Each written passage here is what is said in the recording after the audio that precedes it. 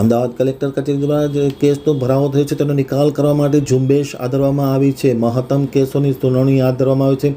અઠવાડિયામાં સતત 3 થી 4 દિવસ સુધી સુનાવણીનો કાર્યક્રમ આપવામાં આવ્યો છે. મહત્તમ કેસનો નિકાલ થતાં હવે કામગીરી સરળ બની રહી છે.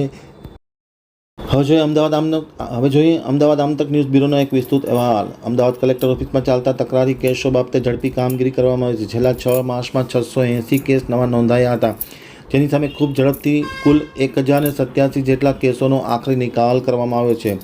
16 જુલાઈના રોજ કલેક્ટર ઓફિસ ખાતે એક જ દિવસમાં જમીન વેચાણ, વીલ, વારસાઈ હક કમી જેવા વિવાદિત 501 કેસોની સુનાવણી થઈ હતી, જે ઐતિહાસિક બની રહી છે. હાલમાં 6 માસમાં જૂના કોઈ કેસની સુનાવણી આપવામાં આવી હતી.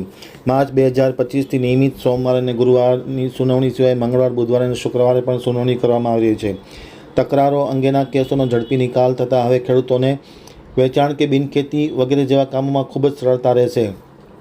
અમદાવાદ જિલ્લામાં હાલ ખૂબ ઝડપી કામગીરી થઈ રહી છે.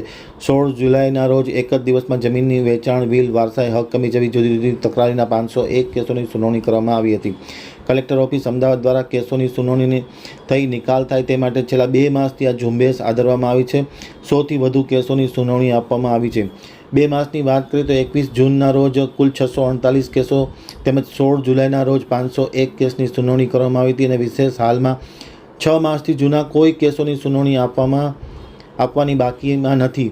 જાન્યુઆરી 2025માં નોંધાયેલ કેસની સુનાવણી પણ આપી દેવામાં આવી છે. કલેક્ટર કચેરીએ નોંધાયેલ કેસમાં છેલ્લા 6 માસની કામગીરીની વાત કરીએ તો 680 નવા કેસ નોંધાયા છે, જેની સામે 1087 જેટલા કેસનો નિકાલ કરવામાં આવ્યો છે.